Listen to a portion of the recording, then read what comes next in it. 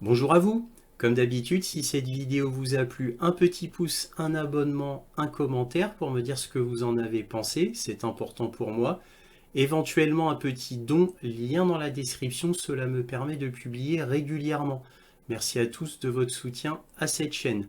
Alors tout d'abord, vérifiez vos abonnements quant à ma plateforme YouTube, puisque YouTube régulièrement a tendance à désabonner certains de mes derniers abonnés.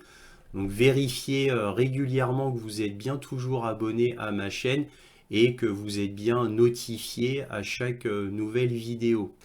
Donc là, c'est le point sur l'Ukraine du 20 juillet 2024 avec comme titre principal, l'Ukraine s'est vue refuser l'entrée dans l'OTAN car pour l'instant, le pays est trop corrompu. Donc ça, on l'apprend par le grand journal anglais The Daily Telegraph. Évidemment, on regardera l'article ensemble. Alors, vous allez me dire, c'est étonnant, puisque dans les médias, on nous annonce que la candidature de l'Ukraine a bien été prise en compte. Alors oui, effectivement, la candidature de l'Ukraine a bien été prise en compte, mais oralement, comme ça. Donc, pour l'instant, l'Ukraine ne peut pas entrer dans l'OTAN pour cause de trop grande corruption. Donc déjà, Joe Biden l'avait dit devant les caméras du monde entier, il l'avait déjà dit, sauf que là maintenant, c'est beaucoup plus officiel. Alors, on va pas vous le dire dans les grands médias. Alors, quand je dis les grands médias, c'est les médias à la télé, mais dans les médias internet, c'est dit et la preuve, et on va le voir d'ailleurs ensemble. Autre titre important, on a le général en chef Sielski, c'est-à-dire le chef d'état-major de l'Ukraine, qui est en train de prévoir, peut-être, parce qu'évidemment rien n'est confirmé, hein, bien entendu, mais il est en train de prévoir peut-être la reddition complète de l'Ukraine. Alors c'est une députée ukrainienne en activité à la Rada qui le dit, donc Mariana Begluzialia. Je vous en avais déjà parlé de cette députée qui a déjà fait parler d'elle, et donc c'est ce qu'elle dit. Alors encore une fois, est-ce vrai, est-ce faux, mais en tous les cas c'est ce qu'elle dit. Alors comme elle est ukrainienne et partie de la Rada, on aurait tendance à la croire. Autre titre important, nous avons Zelensky qui veut négocier maintenant le plus vite possible avec Vladimir Poutine. Alors, c'est pas la première fois que je vous en parle, sauf que là maintenant il est très très très pressé. Tout d'un coup, là, il veut faire le nouveau sommet de la paix le plus rapidement possible. Et là, cette fois, il est d'accord pour inviter Vladimir Poutine au sommet de la paix, ou tout du moins des représentants de la Russie, le plus vite possible et sans condition, s'il vous plaît. Sans condition aucune. Alors c'est extrêmement étonnant de la bouche de Zelensky. En réalité, ça ne l'est pas du tout. Quand vous regardez sur le terrain militaire, l'Ukraine s'effondre, comme je vous le dis depuis plus d'un an, et comme je vous le dis depuis plus d'un an, pour ne pas dire un an et demi, je vous ai déjà dit que, pour faire une image, l'Ukraine c'est comme un homme qui a glissé sur une peau de banane, on va dire ça, qui est en train de tomber, mais au ralenti. Voilà, la scène est filmée au ralenti. Donc la personne va tomber, on sait qu'elle va tomber, mais ça prend du temps, c'est au ralenti. Voilà, c'est pour prendre une image, c'est ça. C'est une certitude, c'est juste lent, c'est tout. Et pourquoi c'est lent? Bah à cause de l'aide des autres pays du monde par rapport à l'Ukraine. Je vous rappelle que l'Ukraine a l'aide de 54 pays, dont les 32 pays faisant partie de l'OTAN. Voilà. Et pas des petites aides. Même si les aides ne cessent de diminuer, et on va le voir, puisque l'Allemagne, là, présentement, a décidé que l'aide à l'Ukraine serait divisée par deux, et ça a été annoncé par Olaf Scholz. Donc évidemment, c'est de plus en plus grave pour l'Ukraine à tous les niveaux. Alors évidemment, Zelensky essaye maintenant de renier le décret qu'il a fait passer l'année dernière qui l'interdisait de négocier avec Vladimir Poutine. Alors comment il va tourner cela parce que le décret est toujours en vigueur. Je ne sais pas comment il va faire, mais bon, tout est possible, hein, bien évidemment. Mais en tous les cas, si Zelensky fait vraiment ça, et ce n'est que mon opinion, il va avoir de très gros problèmes avec tous les néo-nazis du gouvernement. Et pas que du gouvernement d'ailleurs, hein. Parce que rappelons-nous que Zelensky a changé à 180 degrés sa politique vis-à-vis de la Russie à cause de ces néo-nazis au sein de son gouvernement qui ont été mis par le gouvernement américain. Et très précisément, ces membres-là ont été placés par Victoria Nuland et Jeffrey Payat, l'ancien, à cette époque, c'était l'ambassadeur américain à Kiev. Maintenant, il n'est plus ambassadeur à Kiev. Mais en tous les cas, ils ont été mis par Victoria Nuland principalement et Jeffrey Payat. Donc voilà. Et faut pas oublier que Zelensky, pour ainsi dire quasiment le lendemain de l'invasion russe en Ukraine, avait demandé à négocier avec Vladimir Poutine. Il allait tout lâcher. Encore une fois, je vous rappelle que toute la campagne présidentielle de Zelensky, c'était de faire la paix avec la Russie et que le Donbass soit bien intégré au reste de l'Ukraine. Bref, un pays apaisé avec ses frères ukrainiens de l'Est et ses frères de Russie. Faut pas oublier qu'à cette époque-là, par exemple, Zelensky, il n'était pas pro-russe, mais il était très neutre avec les Russes. Et je vous rappelle qu'à cette époque-là, Zelensky ne parlait que le russe. Il ne connaissait pas l'ukrainien. Je rappelle tous ces petits faits-là, comme ça, hein. Et que le fait que le peuple du Donbass soit opprimé depuis 2014, ça ne plaisait pas du tout à Zelensky. Ça plaisait à Porochenko, le président de l'époque, mais pas du tout à Zelensky. Et ça ne plaisait pas au peuple ukrainien. C'est pour ça que Zelensky a très largement gagné, a très largement battu Porochenko, parce que la majorité du peuple ukrainien voulait la paix avec le Donbass et la paix avec la Russie. Que tout redevienne comme avant. Zelensky a été élu sur ce programme-là. Ne l'oublions pas. Alors ensuite, il a complètement changé du fait des néo-nazis qui l'ont menacé de mort, tout simplement, qu'il soit pendu dans une grande avenue, j'ai plus le nom en tête. C'était la promesse des néo-nazis, qu'il serait pendu s'il ne faisait pas la guerre à la Russie. Et Zelensky, entouré de traîtres, évidemment, n'eut pas le choix et a dû tourner pro-guerre. Voilà. Alors au début, aux grandes dames de sa population, mais grâce à la magie de la propagande américaine en Ukraine, et principalement dans l'ouest de l'Ukraine, bien sûr, massivement, tous les jours, les années passant, les Ukrainiens de l'Ouest, tout du moins, ont été extrêmement influencés et maintenant voient les Russes comme les grands méchants. Voilà. Et Zelensky n'avait pas le choix de toute manière à la base. Donc voilà, il était bon de rappeler tous ces faits-là. Alors bien sûr, il y aura bien d'autres faits très intéressants. Et comme d'habitude, ce sera avec des articles comme toujours. Et comme d'habitude aussi, cette vidéo est en 3 parties. Les informations générales qui seront suivies de la conclusion et enfin la carte militaire afin que vous sachiez ce qu'il se passe sur le terrain. Commençons. Donc on démarre avec The Daily Telegraph qui nous dit « L'Ukraine sera informée qu'elle est trop corrompue pour rejoindre l'OTAN. Les négociations d'adhésion ne pourront pas progresser tant que l'ancien État soviétique ne sera pas nettoyé, ce qui constitue un coup dur pour Volodymyr Zelensky. L'Ukraine se verra dire qu'elle est actuellement trop corrompue pour rejoindre l'OTAN, ce qui constituera un coup dur pour Volodymyr Zelensky. L'Alliance demandera à Kiev des mesures supplémentaires avant que les négociations d'adhésion ne progressent, a déclaré un haut responsable du département d'État américain. La position sera définie par écrit dans le communiqué de l'OTAN qui sera signé lors du sommet annuel le 9 juillet.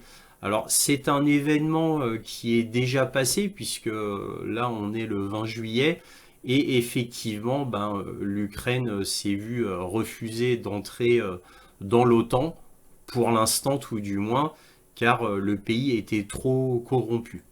Alors je continue la citation.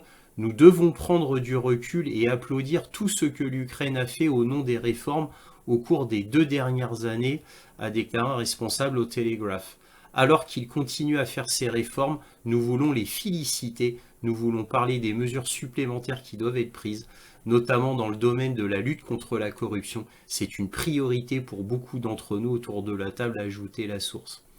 Donc vous comprenez maintenant pourquoi Zelensky n'hésite pas à virer un chef d'état-major, des ministres, des généraux et à l'appel. Et tout ça, pourquoi pour faire plaisir à l'OTAN, afin que l'OTAN voit qu'il se démène pour lutter contre la corruption. Or, malgré tout, il y a toujours des finances qui disparaissent de manière colossale, ainsi que de l'armement. Voilà, qui se retrouvent à être vendus sur le Darknet. Donc c'est complètement ridicule. Évidemment, il n'y arrivera jamais. Ce sont des travaux herculéens que de se débarrasser de la corruption en Ukraine. Et en plus, bien entendu, il veut aussi négocier avec la Russie, puisque tant que l'Ukraine est en guerre, elle ne peut pas entrer dans l'OTAN, bien sûr, ni dans l'Union européenne, bien sûr aussi.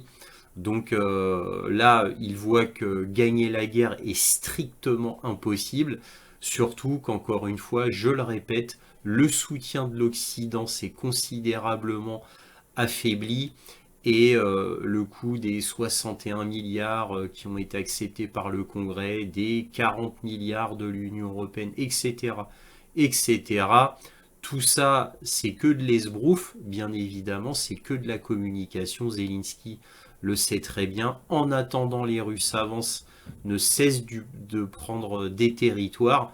Et si ça dure longtemps, il ne restera plus grand-chose de l'Ukraine. Voilà, donc Zelensky commence à être en panique. Et c'est pour ça que, à mon avis, il va renier le décret qu'il avait fait très officiellement l'année dernière. C'est ce que je pense tout du moins. Nous verrons. Là, on va regarder un article très intéressant et original d'un grand média américain sur le net, tout du moins, qui s'appelle Responsible Statecraft. Donc là, vous voyez Zelensky. Et je vais vous en lire une partie. Vous allez voir, c'est très intéressant. Et ce n'est pas commun comme type d'article. En plus, vous allez voir ça. Pourquoi Zelensky ne pourra pas négocier la paix lui-même? La solution consiste à dépasser les discussions bilatérales pour inclure des avancées vers une nouvelle architecture de sécurité européenne inclusive.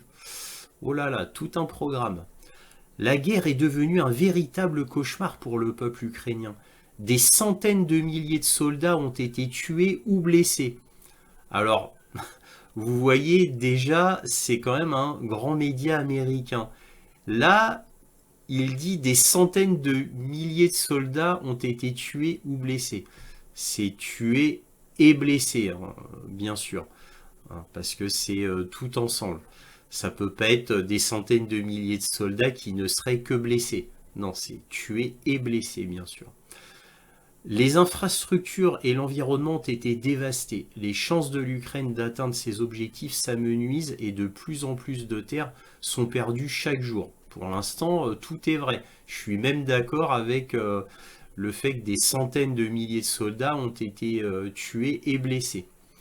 En outre, de nombreuses dynamiques qui ont conduit au déclenchement et à la poursuite de la guerre rendent particulièrement difficile la sortie de cette guerre.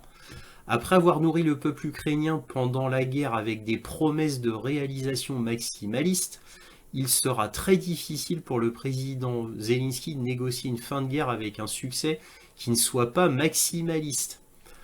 Après avoir mené l'Ukraine à travers la guerre, Zelensky pourrait ne pas être en mesure de l'en sortir.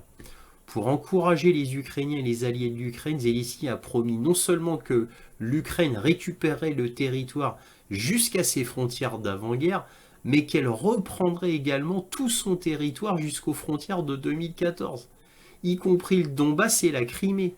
Négocier la fin de la guerre sans récupérer ce territoire, mais en ayant perdu encore plus, serait difficile pour Zelensky.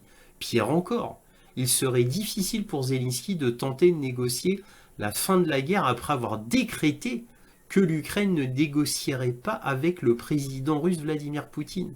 Et même si Zelensky devait se regrouper et annuler l'interdiction de négocier et préserver le meilleur scénario pour l'Ukraine, il serait dissuadé par les mêmes nationalistes d'extrême droite qui l'ont persuadé d'abandonner son programme de campagne pour la paix avant la guerre.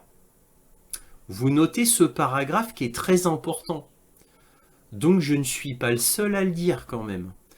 Donc vous voyez, là c'est bien dit, il a été dissuadé par les néo-nazis d'abandonner son programme de paix qu'il avait donné pendant la campagne, et maintenant il est obligé de se tourner vers la guerre.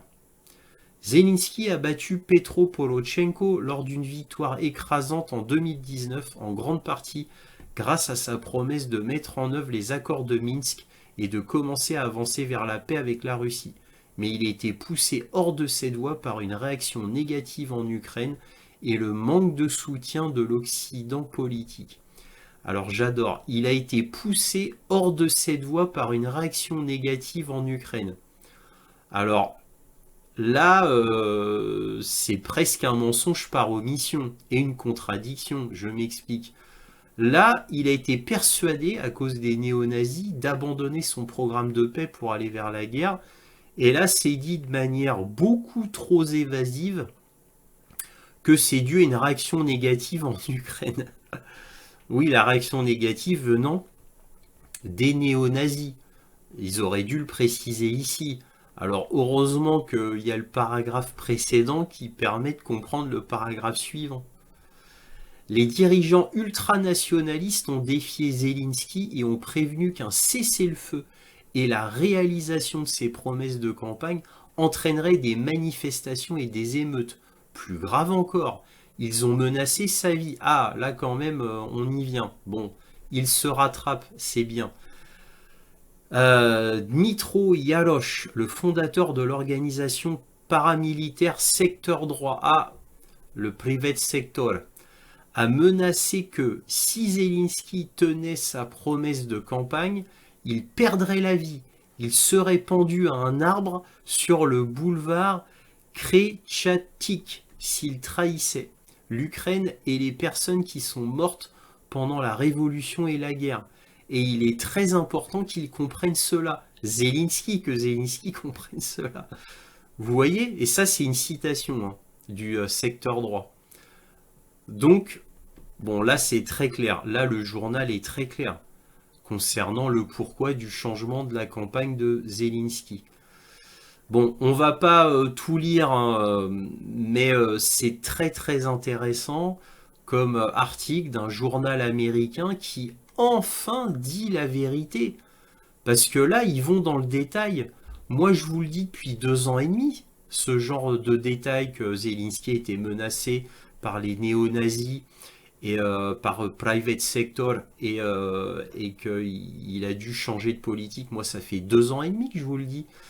Alors évidemment, d'autres l'ont dit, Sylvain Ferreira, Xavier Moreau, bien sûr, j'étais pas le seul, hein, mais ça n'a jamais été dit dans les grands médias.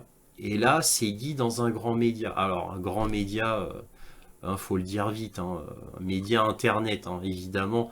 Tout cela, vous ne l'apprendrez jamais dans les grands médias à la télé, bien évidemment.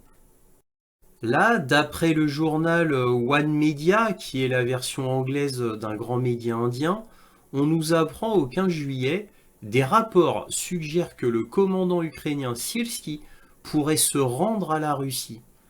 le commandant en chef de l'armée ukrainienne, Alexandre Syrski, serait prêt à capituler devant la Russie. C'est ce qu'affirme la députée Mariana Bezouglaya, membre du parti du président Zelensky. Eh oui, hein. En plus, ça fait partie de son parti à Zelensky. Mariana Bezouglaya est vice-présidente de la Commission de la sécurité nationale, de la défense et du renseignement. Alors, c'est important qu'il le dise, c'est vrai que moi j'avais omis de vous le dire, mais cela explique le fait que Mariana Bezouglaya avait dénoncé Valéry Zaloujny, je vous l'ai dit à maintes reprises, mais je le répète, du fait qu'il perdait 30 000 hommes par mois, parce qu'elle faisait partie de ces réunions, et à la sortie de la réunion, elle avait sorti ça à la Rada. Ça avait fait un scandale en Ukraine et elle avait été mise sur liste noire ensuite par le gouvernement ukrainien. Mais comme c'est quelqu'un d'important et qui est très populaire en Ukraine, bah, ils n'ont pas été plus loin. Mais là, cette Mariana Bezouglaya, elle a fait parler d'elle à plusieurs reprises, hein. N'oubliez pas, la première fois, c'était quand elle avait dit que l'Ukraine perdait 30 000 hommes par mois et que Zaloujny, pour le coup, voulait 500 000 hommes supplémentaires dans son armée. Elle avait dénoncé cela en disant que c'était absolument grotesque et inhumain, cruel et inhumain.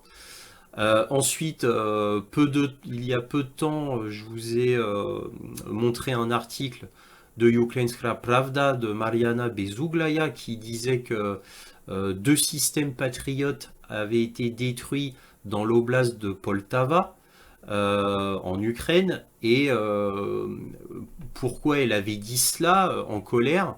C'est parce que le gouvernement ukrainien avait dit que les systèmes patriotes étaient des leurs et que c'était pas des vrais systèmes patriotes.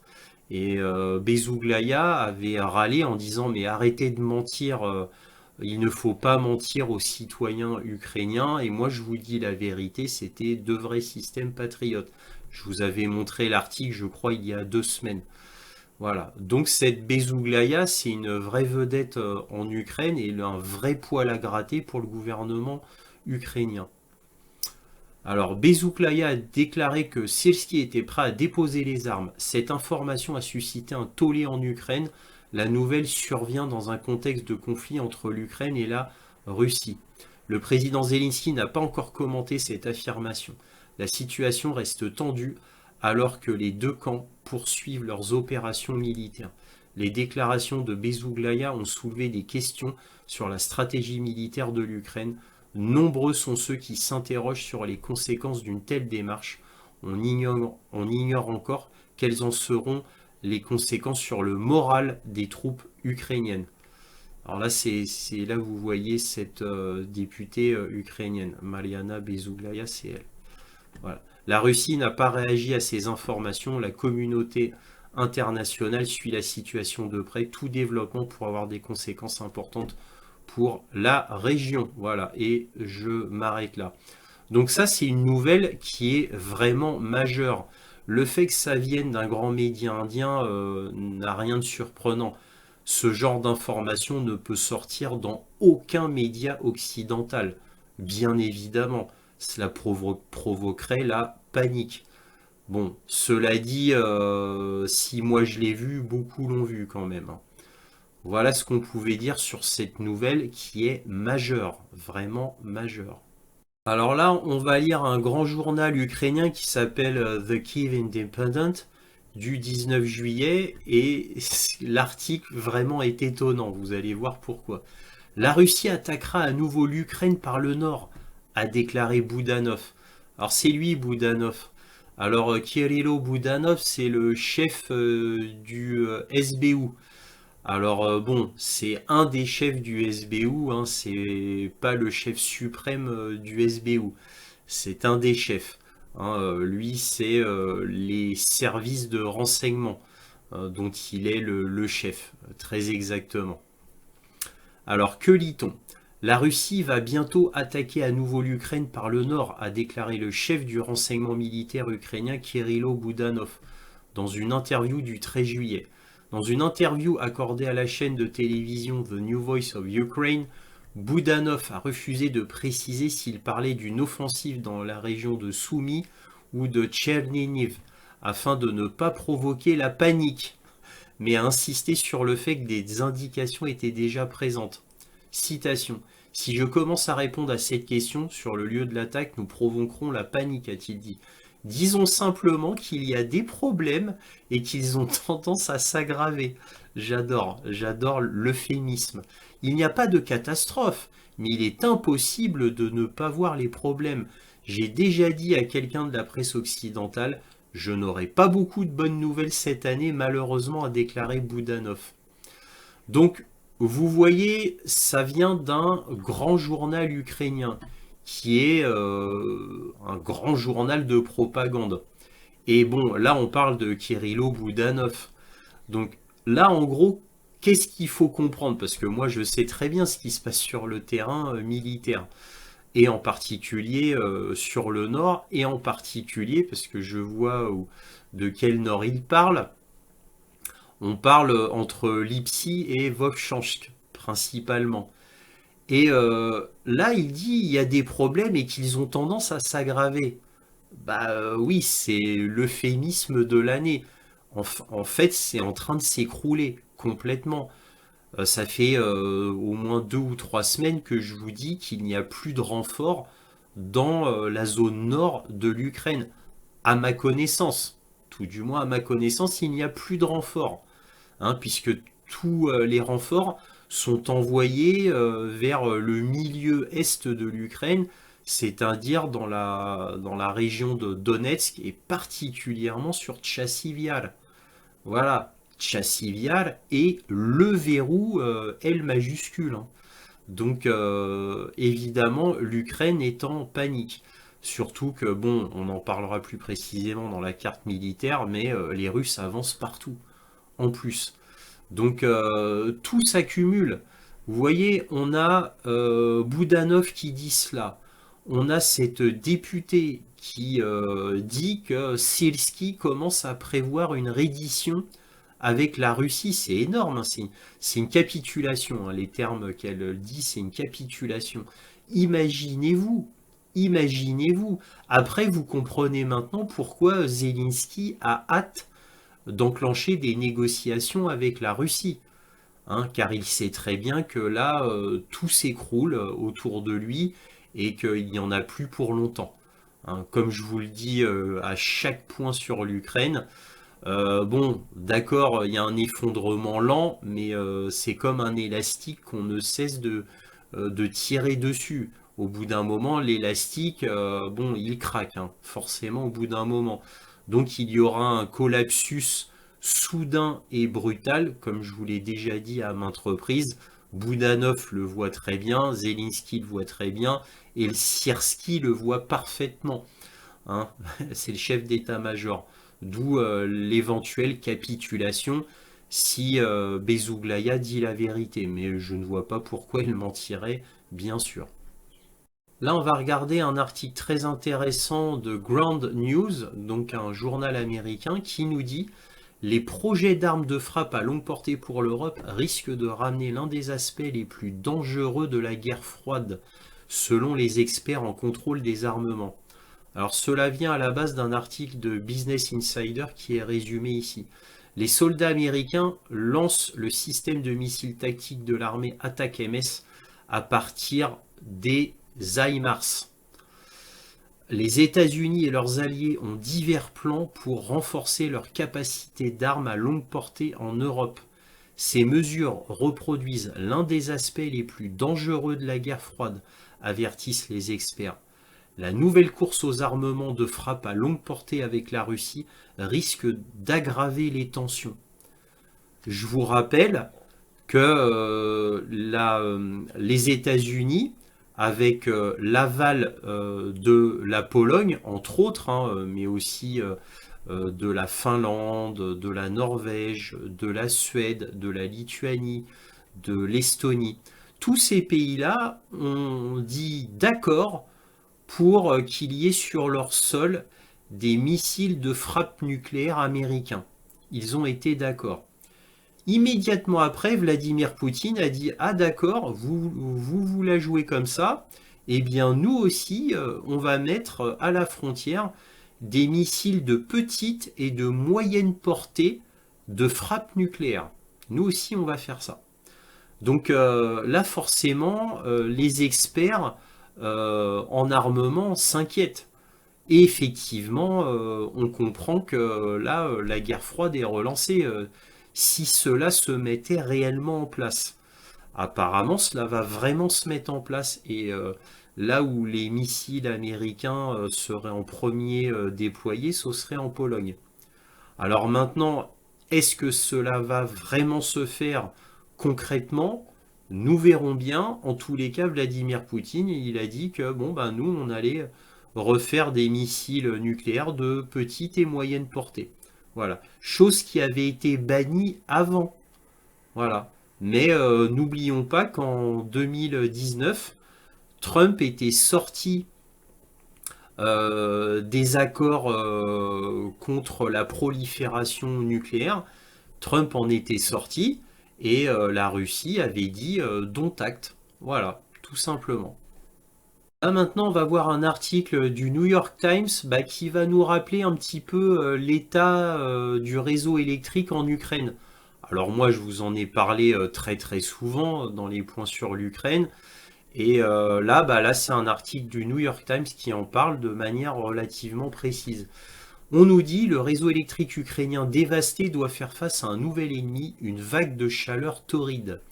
Pour éviter un effondrement du système électrique, paralysé par des mois d'attaques russes, les autorités ont imposé des coupures de courant tournantes. Selon les experts, c'est un signe avant-coureur de ce qui nous attend cet hiver. Donc là, vous voyez une grande avenue avec des groupes électrogènes qui alimentent les magasins, tout simplement. Depuis des mois, le réseau électrique ukrainien est confronté à des attaques répétées de missiles et de drones russes qui ont mis hors de service des centrales électriques et détruit des sous-stations. Aujourd'hui, le pays doit faire face à une autre menace, plus inattendue encore, une vague de chaleur torride. La majeure partie du pays connaît un été exceptionnellement chaud avec des températures atteignant 40 degrés Celsius. Cela met à rude épreuve un réseau électrique déjà en difficulté car les habitants allument les climatiseurs et les entreprises alimentaires consomment davantage d'électricité pour refroidir les produits. Ukrenergo, l'opérateur national d'électricité du pays, a déclaré lundi que la consommation actuelle excédait largement la capacité de production de l'Ukraine. Pour éviter un effondrement du réseau, les autorités ont décrété des coupures d'électricité à grande échelle dans tout le pays.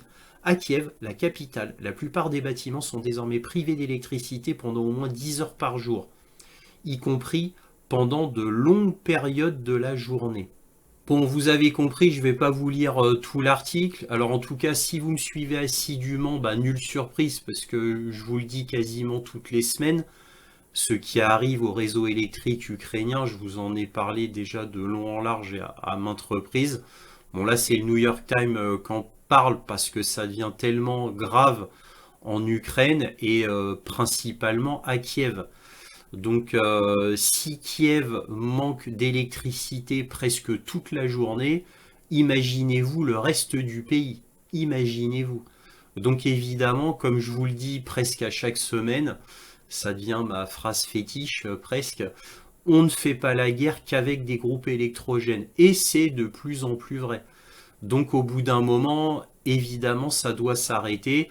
Alors le pauvre peuple ukrainien ne fait que subir la guerre, plus une chaleur écrasante et le manque d'électricité.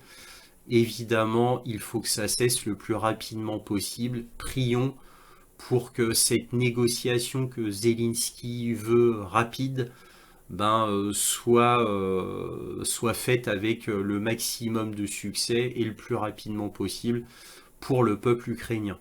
Alors là, exceptionnellement, on va regarder un article qui est en rapport direct avec la carte militaire, mais qui est tellement édifiant et exceptionnel que je vous en parle ici. Donc là, on va regarder un article de The Kyiv Independent, un des plus grands journaux ukrainiens, et donc un des plus grands journaux de propagande en Ukraine. Et là, on nous dit Klinky étant perdu, qu'a permis cette périlleuse opération? Alors oui, il y a eu une dernière opération cette semaine sur Klinky qui a à nouveau échoué. Alors Klinky, je vous en ai parlé longuement. C'est ici sur la carte. Donc là, on est dans l'oblast de Kherson, au sud de l'Ukraine. Donc Klinky, c'est ici. Et pendant des mois, je vous ai parlé de cette fameuse grande offensive locale, hein, je dis bien locale, qui consistait à prendre Klinky afin de faire une tête de pont pour pouvoir ensuite aller plus au sud. Donc je vous en ai parlé pendant plusieurs mois, ça a été à chaque fois une catastrophe et exactement à l'image de toutes les attaques qui ont été faites sur le Dniepr ici, qui ont toutes échoué bien évidemment. Alors concernant les autres attaques, ça fait plus d'un an et demi que je vous en parlais et que je vous disais que ça n'avait nul autre but que de faire de la communication et de rassurer les alliés pour dire que l'Ukraine faisait quelque chose. Donc là, que nous dit The Kyiv Independent? Alors, je répète, Klinky étant perdu, qu'a permis cette périlleuse opération? Et là, on va regarder quelques paragraphes. Donc, en décembre, le journal The Kyiv Independent a fait un reportage sur la rive ouest du Dniepr, s'entretenant avec des soldats participant au raid transfrontalier. De nombreux militaires ont déclaré que les combats étaient sans espoir. D'autres ont estimé qu'il s'agissait d'une forme de théâtre politique visant à distraire les alliés occidentaux de la contre-offensive largement vouée à l'échec.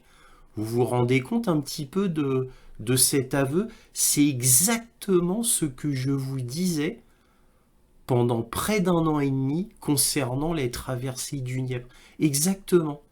Et là, c'est dit là. C'est absolument extraordinaire. Et dans The Kyiv Independent. Attendez, c'est pas fini. On va regarder la conclusion qui est là. Les forces ukrainiennes ont également subi des pertes importantes lors de ces batailles, avec plus de 1000 soldats ukrainiens probablement tués au combat à Klinky ou dans ses environs. Vous voyez? Alors je vais pas tout lire, hein, mais bon, là, on ne sait pas exactement quel sera l'impact pratique de la perte de Klinky sur le champ de bataille. L'Ukraine a perdu sa principale tête de pont sur la rive occupée du Dniepr, mais les forces ukrainiennes n'ont guère réussi à progresser dans cette zone au cours des 9 derniers mois de combat. Vous vous rendez compte? Ça, c'est The Kyiv Independent qui dit ça. Vous voyez un peu le changement qui coïncide étrangement, ou de manière concomitante, pourrait-on dire, au moins, avec le changement d'avis soudain et très surprenant de Zelensky qui veut maintenant négocier le plus vite possible avec la Russie. Voilà. Donc j'ai trouvé que c'était très important à dire et que ça valait le coup de l'insérer dans les informations générales.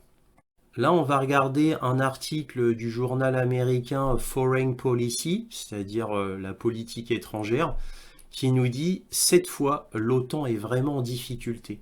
Après des années de fausses alertes, l'alliance militaire occidentale s'approche enfin du précipice. » Et donc là, l'article nous passe, on va pas tout lire, hein, toutes les difficultés de l'OTAN hein, concernant le militaire, bien évidemment, le fait que Trump va être réélu, le fait que Viktor Orban fait de la résistance au sein de l'Europe. Donc là, on nous parle de la guerre Israël-Hamas, on nous parle de la Chine, on nous parle des BRICS, on nous parle de tout ce qui a pu échouer au niveau militaire, etc., etc. Encore une fois, on ne va pas tout lire. Mais que nous dit l'article? En gros, que tout a échoué, toutes les promesses qui nous ont été données concernant la fabrication des obus, le nombre d'hommes qui seraient réellement mis à la disposition de l'OTAN en Europe, tout est faux au final, tout est mensonger, même en réalité. Alors ça, ce n'est pas dit dans l'article, c'est moi qui l'ajoute, hein. Parce que en fait, alors pourquoi moi je dis mensonger? Parce que dans la réalité, c'est ça, hein. Alors, dans l'article, il parle de promesses non tenues, de chiffres exagérés.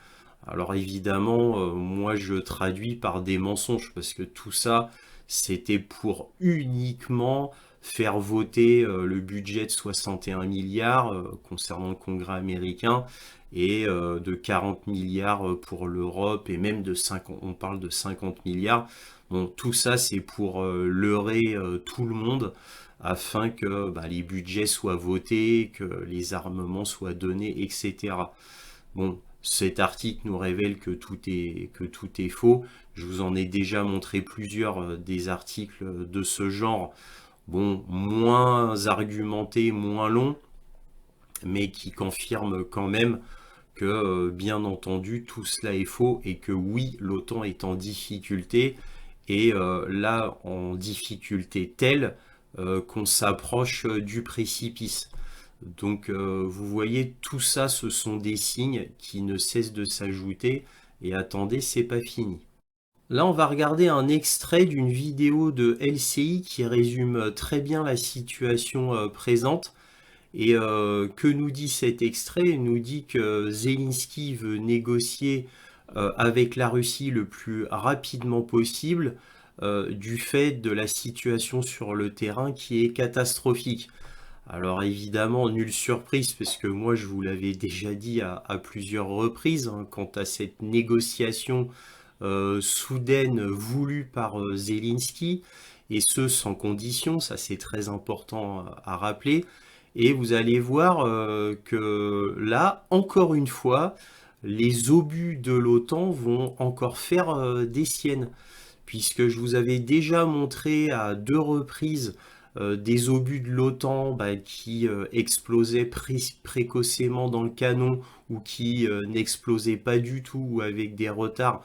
Bref, cela fait même des blessés côté soldats ukrainiens, c'est-à-dire qu'on perdait en qualité quant aux obus de l'OTAN, ça je vous l'avais déjà montré.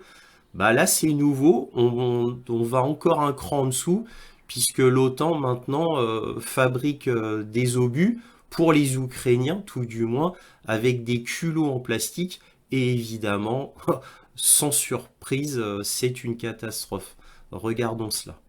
Le président Zelensky, hier, et pour la première fois depuis le début des hostilités, a dit qu'il voulait bien parler aux Russes. Voilà. Et même il les invite à une conférence de la paix qui pourrait se tenir en Ukraine même, à son initiative, et il ne met aucune condition suspensive, c'est-à-dire que les Russes seraient invités, même s'il n'y avait pas une cessation, ou en tout cas une mise entre parenthèses des hostilités en cours. Donc pourquoi Zelensky est-il prêt à parler à Poutine? Peut-être parce que la situation militaire n'est pas bonne, et vous allez le voir d'ailleurs peut-être aussi avec ce reportage de LCI sur le terrain. La situation sur le front reste compliquée, dirons-nous, pour les Ukrainiens. Depuis 2 semaines, les Russes sont une nouvelle fois à l'offensive dans des secteurs où ils n'étaient pas auparavant, notamment autour d'un bled qui s'appelle Torelsk, qui est très très peu connu évidemment, si ce n'est par les Ukrainiens, et c'est le seul front qui en fait n'avait pas bougé depuis 2014, imaginez-vous. Et nos reporters, Claire Cambier, Charlotte Lefetté et Sergueï Chestak, qui est le fixeur ukrainien, sont allés sur le front à la rencontre d'une brigade ukrainienne arrivée très rapidement en renfort. Regardez.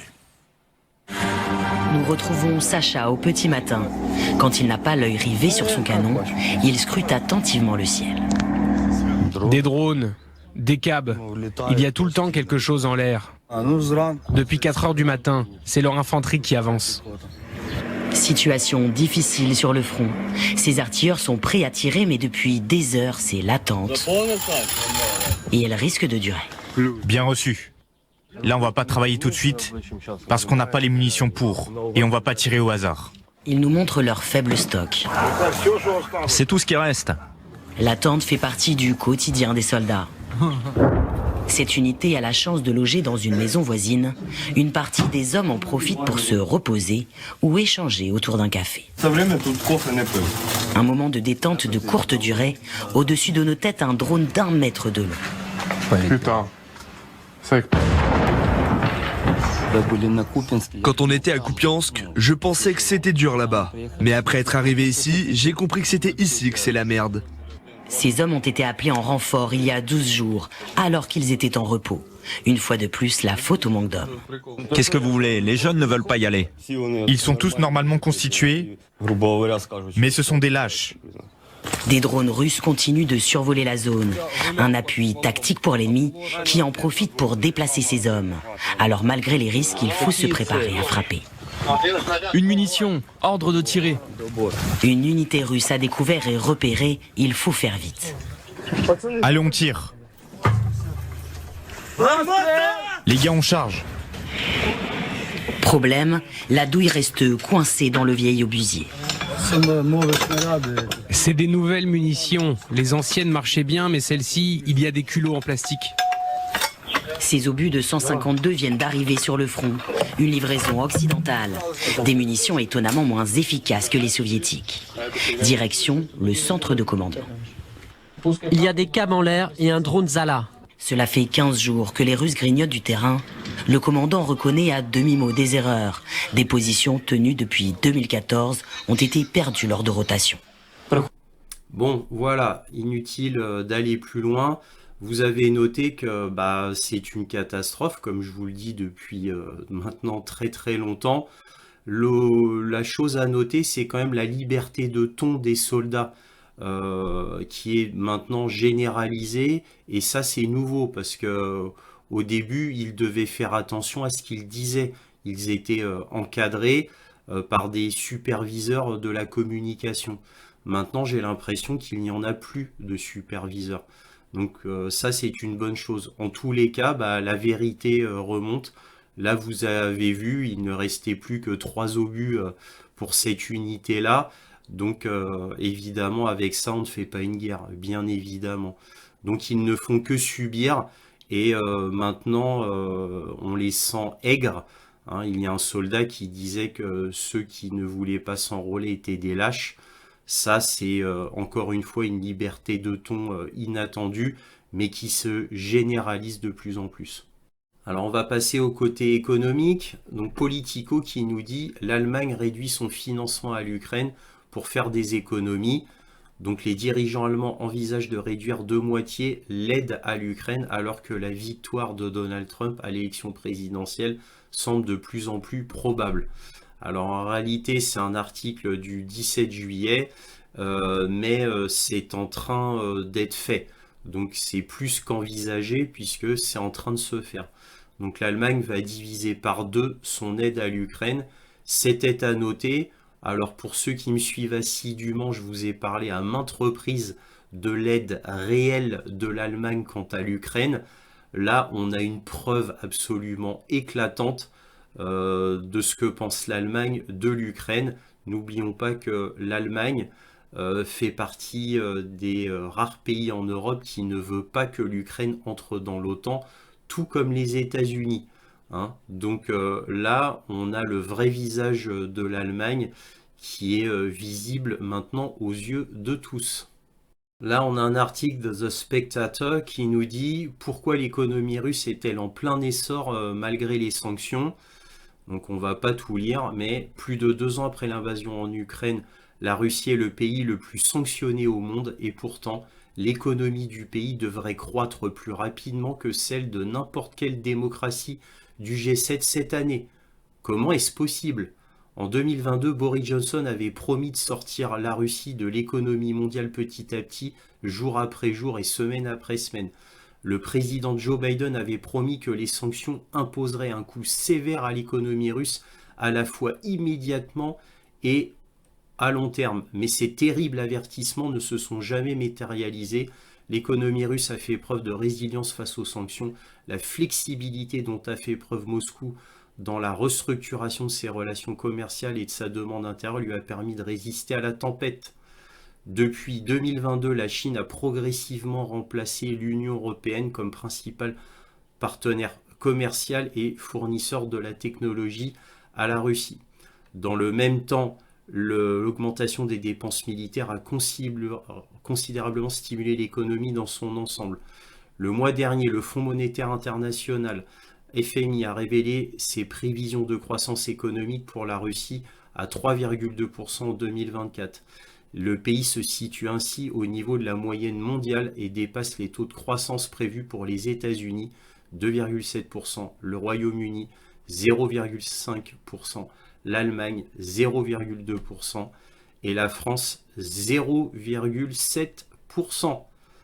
Voilà, ça devrait en faire méditer quelques-uns. Alors, que peut-on dire en conclusion? Eh bien, on a Zelensky qui fait face au mur de la réalité, et là, plus précisément, à ce qu'il se passe réellement sur le terrain militaire, et très certainement averti par le général Sierski, le chef d'état-major, qui prévoit éventuellement une capitulation de l'Ukraine, imaginez-vous. Donc vous doutez bien qu'il a prévenu Zelensky, puisque Sierski, contrairement à Valéry Zaloujny, son prédécesseur, eh bien il est très loyal. Donc il a dû avertir Zelensky. Zelensky donc doit faire face au mur des réalités et donc prévoir une négociation avec les Russes, même s'il ne le veut pas, même s'il y a bien longtemps, il avait eu des menaces de mort des néo-nazis et plus principalement du secteur droit, c'est-à-dire le private sector en ukrainien. Bref, donc tout cela est très inquiétant pour Zelensky. Et en plus de ça, on a même Kirilo Boudanov qui en rajoute en disant que il y aurait une grande offensive russe qui arriverait du front nord. C'est ce qu'il pense. Et il ajoute qu'il ne peut pas dire où, puisque cela mettrait en panique l'Ukraine. Donc lui, il pense qu'il y a une grande offensive qui est en train de se préparer vers le nord. Alors pourquoi il dit cela? Alors si vous suivez toutes mes cartes militaires, je vous fais le point sur le front nord. Et sur le front nord, ça fait plusieurs semaines que je vous dis qu'il n'y a plus de renforts qui arrivent sur ce fameux flanc nord, c'est-à-dire principalement entre Vovchansk et Lipsy, mais on peut même aller plus loin à gauche, c'est-à-dire dans l'oblast de Soumy. Bref, côté ukrainien là. Bon, bref, donc tout va de mal en pis, plus de renforts sur le front nord. Pourquoi? Tout simplement parce que les renforts doivent absolument protéger le plus gros verrou du front, c'est-à-dire Tchassivial, et on va en parler dans quelques instants dans la carte militaire. Sauf que Tchassivial, là, au moment où je vous parle, s'écroule aussi. Rien ne va plus, nulle part. Même au sud, à Kherson, comme on l'a vu dans la localité de Krinky. Donc rien ne va plus sur la totalité du front. Tout est en train de s'écrouler. Voilà. Et comme je l'ai déjà dit à maintes et maintes reprises, c'est comme un homme qui s'effondre. On sait qu'il va tomber, s'effondrer. Donc l'image est prise au ralenti, mais c'est un ralenti. Mais c'est inévitable. L'homme tombera, si on veut regarder cette image. Donc l'Ukraine tombera de manière inévitable. La chute est lente à cause de toute l'aide extérieure, mais cette aide extérieure s'amenuise, comme on l'a vu précisément avec le cas de l'Allemagne. Voilà. Donc tout ça est très inquiétant. Et bien évidemment, on sait très bien que l'Ukraine a perdu la guerre, comme je vous le dis. Moi, ça fait plus d'1 an et demi que je vous le dis, en témoignent mes vidéos, pour ceux qui me suivent assidûment. Mais quand ça devient de plus en plus réel, c'est autre chose. Quand c'était virtuel, eh bien, il y en a qui continuaient à y croire, ou à mentir allègrement en espérant que le peuple ukrainien, ou même le peuple occidental, gobe toutes ces salades afin de continuer à porter l'Ukraine à bout de bras, à continuer à croire. Bon, maintenant je pense que c'est fini. Je vous ai montré un extrait de la vidéo d'LCI. Je vous avais déjà montré d'autres vidéos de LCI qui déjà montraient que c'était la fin. D'ailleurs, je vous ai montré des articles de journaux de grands journaux médiatiques qui disaient que l'Ukraine avait déjà perdu la guerre, et ça c'était dans les grands titres de grands journaux anglo-saxons que je vous avais montré. Bon bref, l'évidence commence à arriver absolument partout, et pourtant, là c'est le point sur l'Ukraine, première partie. Dans la deuxième partie, je vous montrerai que là, l'Allemagne, assez officiellement, pour ne pas dire de manière presque certaine, a accepté que des armes nucléaires soient déployées en Allemagne, pointées vers la Russie, des armes nucléaires américaines.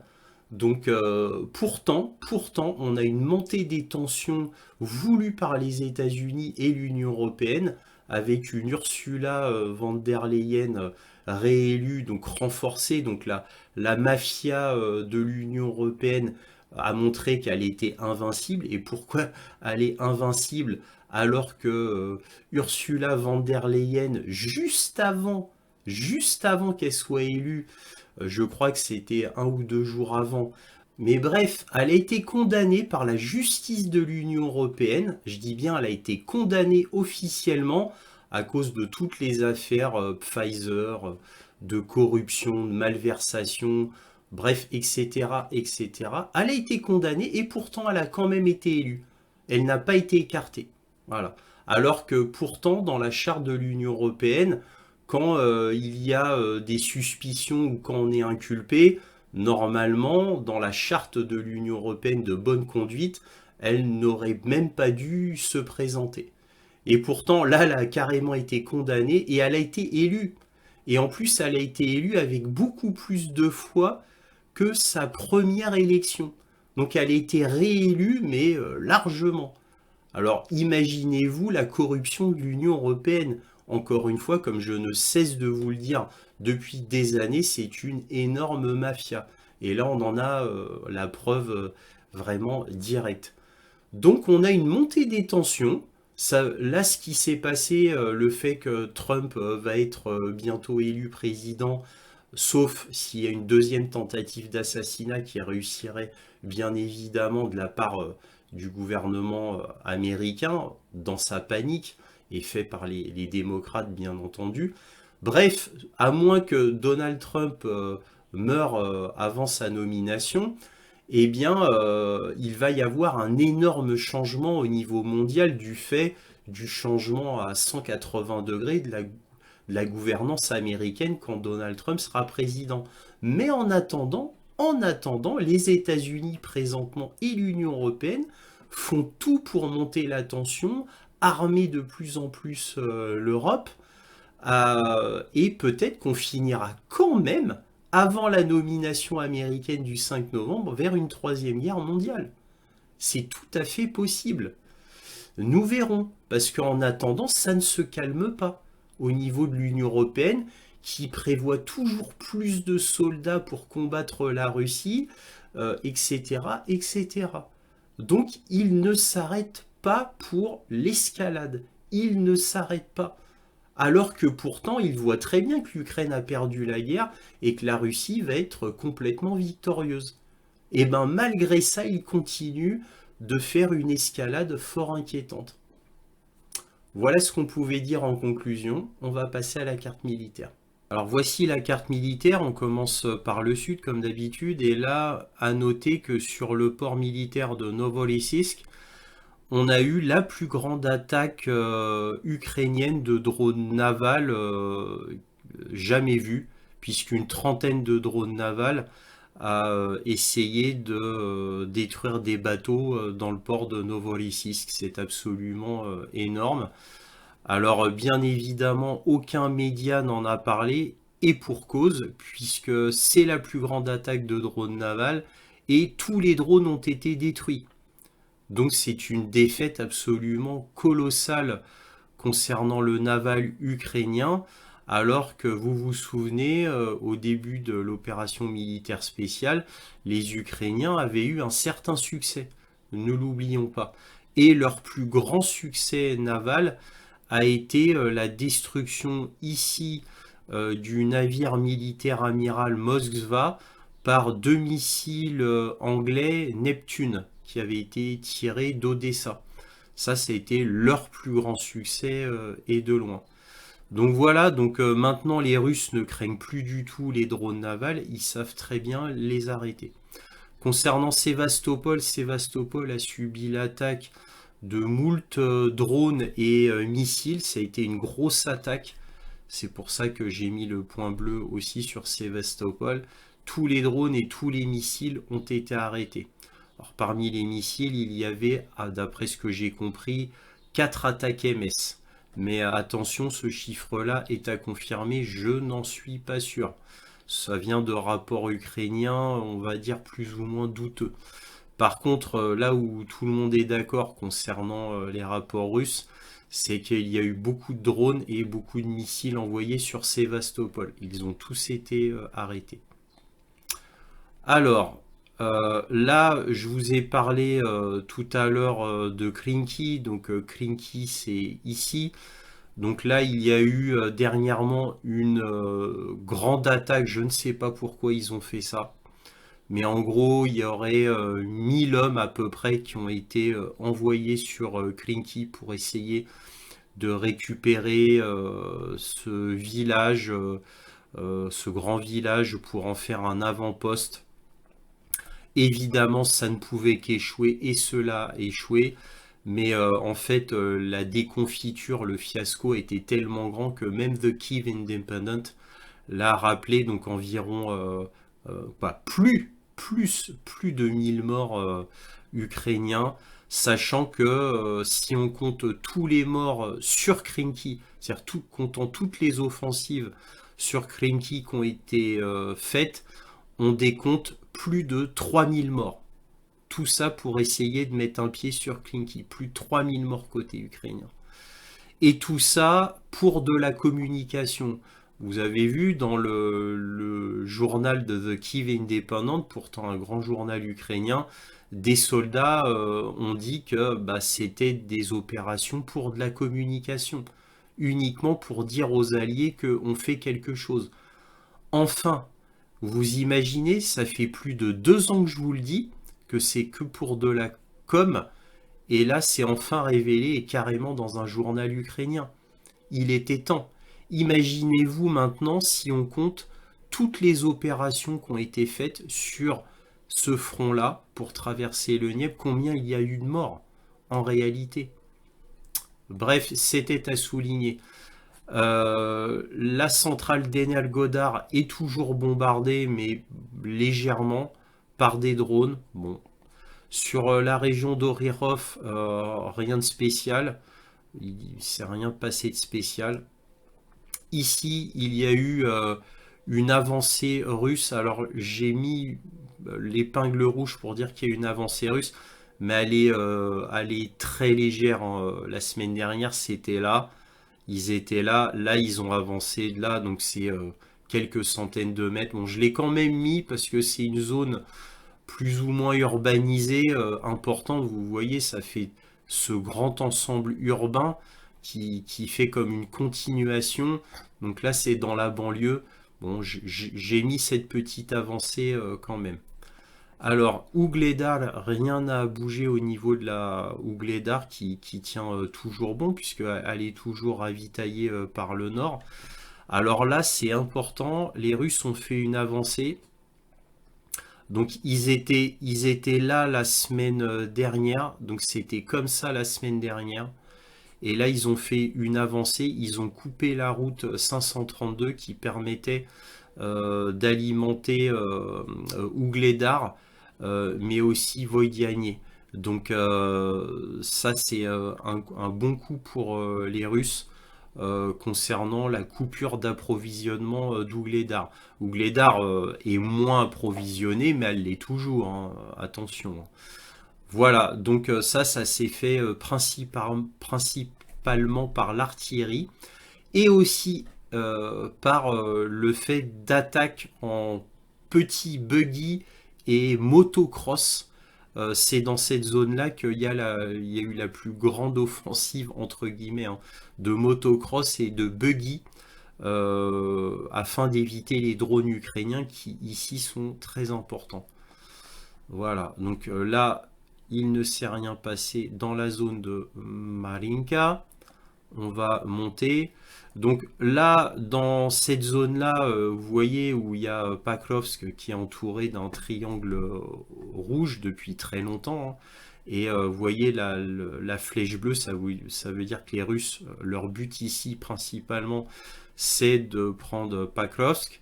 Donc là, il y a eu plusieurs avancées russes. Donc ici, alors Novoselivka, il y a eu alors la semaine dernière ils étaient là, donc voilà, ici et ici il y a eu une avancée.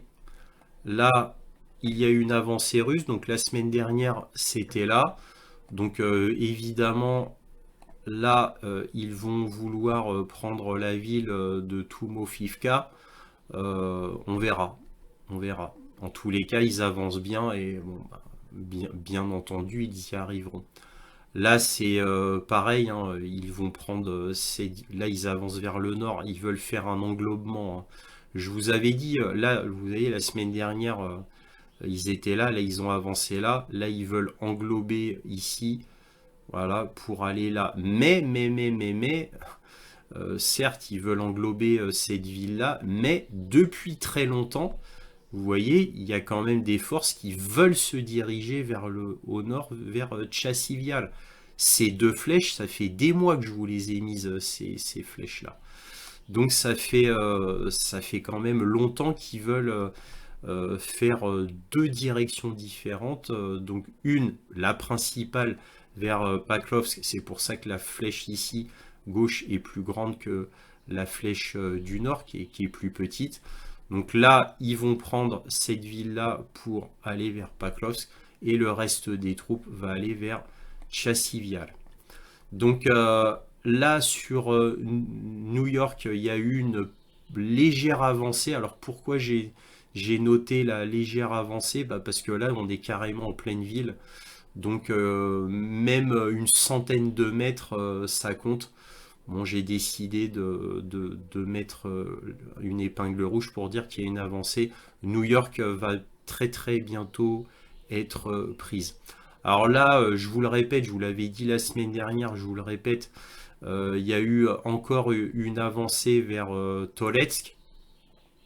Alors là, j'ai pas noté, il y a eu une avancée qui a été importante, mais pas une avancée vers Toletsk même, mais une avancée sur tout le front, qui a été importante parce que c'est sur tout le front, et non pas sur un petit... et non pas sur un coin. Alors ça a été sur tout le front, mais franchement, c'est aller une centaine de mètres, 200 mètres. Alors je ne l'ai pas noté parce que c'est trop peu, mais je tenais à vous le dire que c'était sur tout le front. Voilà. Alors de toute manière, la carte Military Map ne permet pas de mettre des pointillés, on va dire, très dans le détail, hein. Ça reste grossier.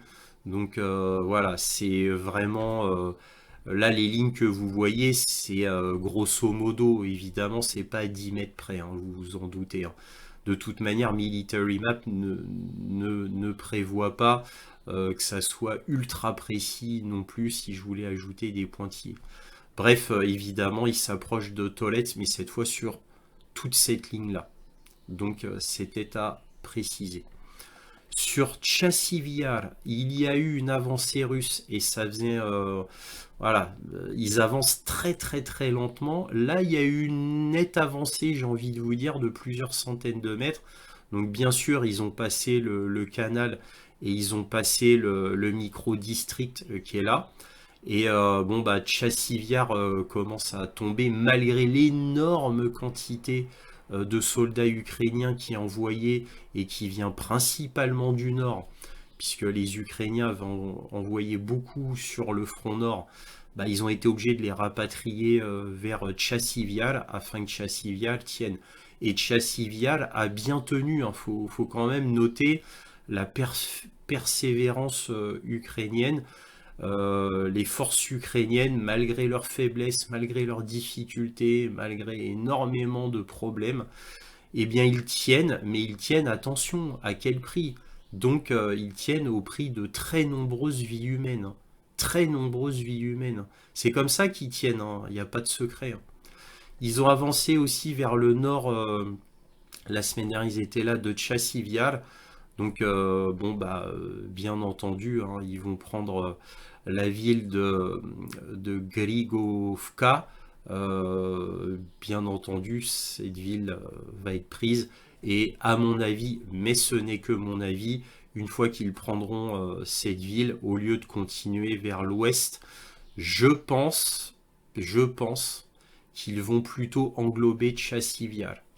Voilà, alors ce n'est que mon avis, peut-être que je me trompe, peut-être qu'ils continueront dans leur lancée comme ça, mais ça leur permettrait, s'ils se concentraient sur Chassiviar, de définitivement prendre Chassiviar, qui est le plus grand verrou, et moi je pense qu'ils, de Chassiviar, ils monteront vers Kramatorsk, qui est l'endroit le plus important avec Slaviansk. Ce n'est que mon avis, mais je pense que de Chassiviar, ils remonteront comme ça. Voilà, ça c'est mon avis. Alors, autre fait important, là, Rozdorivka a été complètement prise, bien sûr, déjà la semaine dernière. Donc la semaine dernière, ils étaient là. Là, ils ont fait une assez belle avancée vers le nord, d'où l'épingle rouge. Mais la plus grande avancée de cette semaine, c'est dans le chaudron de Siversk. Dans le chaudron de Siversk, il y a une énorme avancée. Donc ils étaient là la semaine dernière. Là, ils sont là. Donc ils ont encore pris une ville. Celle-ci. Donc vraiment grosse avancée russe sur Siversk. Siversk est en train de tomber. Alors là, je ne l'ai pas noté, mais il y a une petite avancée sur Tolskiy. Et je vous ai rajouté 2 flèches, parce que là, d'après les rapports russes que j'ai lus, c'est leur intention apparemment, c'est de prendre Krasny Liman. Krasny Liman, là, je viens de l'entourer d'un triangle rouge, parce que d'après les rapports russes que j'ai lus, bah, ça devient une cible prioritaire dans cette région-là. Et là, les mouvements de troupes, sur Terny et Tolskiy, apparemment, d'après les rapports russes, ce serait comme ça, les mouvements de troupes pour prendre Krasny Liman. Voilà, qu'ils avaient perdu, et là, ils veulent reprendre. Là, il y a eu une avancée russe relativement importante, puisque c'est pas trop en profondeur, mais c'est surtout dans la longueur. Donc, Makivka est tombée. Donc, et il y a eu une avancée de tout ça, donc une grande longueur de front, et Makivka a été prise, d'après ce que j'ai compris. Bon, déjà la semaine dernière, on pouvait la considérer comme prise. Là maintenant, c'est du sûr et certain, apparemment, d'après ce que j'ai compris. Ici, il y a eu une petite avancée. Alors, j'ai pas mis des pointillés parce que bon. Mais il y a une petite avancée, et comme c'est en zone urbaine, j'ai quand même mis une épingle rouge. Donc c'était à noter. Alors voilà ce qu'on pouvait dire. Maintenant sur Kupiansk, à mon avis, il n'y a rien à bouger. D'après ce que j'ai compris, rien à bouger sur Kupiansk. Par contre, il s'est passé des choses sur le nord. Alors à première vue, alors là, Vovchansk, il y a une petite avancée. Là, j'ai oublié de mettre une épingle rouge. Il y a une petite avancée. Voilà. Alors ça, c'est moi qui ai oublié de l'enlever de la semaine dernière. Ça, faut pas compter. Donc, il y a une petite avancée sur Vovchansk. Vovchansk, ça avance toujours, mais très légèrement. Par contre, là, étonnamment, il y a une avancée ukrainienne. Donc, fallait le dire, c'est assez rare. Donc là, ils ont fait une avancée notable sur Staroutsia. Donc sur Staroutsia, il y a eu une avancée ukrainienne, d'où l'épingle bleue. Donc franchement, bravo à la troupe qui a pu avancer ici, parce que, étant donné les difficultés qu'ils ont, Là, franchement, bravo aux bataillons ukrainiens qui se sont très très bien battus pour faire cette avancée-là. Et là, vraiment, alors, ils ont fait un doublé, ce qui est exceptionnel, hein. C'est la première fois que je marque un doublé ukrainien, surtout dans la même région. Donc là, c'est sur Lipsi. Les Russes avaient fait une grosse avancée, ils ont tenu. Et là, ben, les Ukrainiens qui étaient là ont fait une avancée, ils ont pu passer le lac là et passer de l'autre côté, d'après ce que j'ai compris. Donc, et attention, hein, ça c'est d'après des rapports russes, hein. Hein, parce qu'évidemment, les rapports ukrainiens, là, ils sont pas très discertes ici. Donc, ils se rapprochent de Glivokier. Donc, bon, bah, bravo, hein. Là, les Ukrainiens ont très bien joué. C'est assez exceptionnel, fallait le noter. Imaginez-vous faire une avancée, étant donné l'état catastrophique de l'armée ukrainienne en ce moment. Franchement, c'était à souligner. Donc là, bravo à ces bataillons-là qui ont accompli, à mon avis, un petit exploit. Voilà ce qu'on pouvait dire sur la carte militaire de cette semaine. Si cette vidéo vous a plu, un petit pouce, un abonnement, un commentaire, éventuellement un petit don, lien dans la description. Et je vous rappelle que ça, c'est la première partie du point sur l'Ukraine. La deuxième partie sera lundi. Merci à tous de votre soutien et toujours, soyez curieux.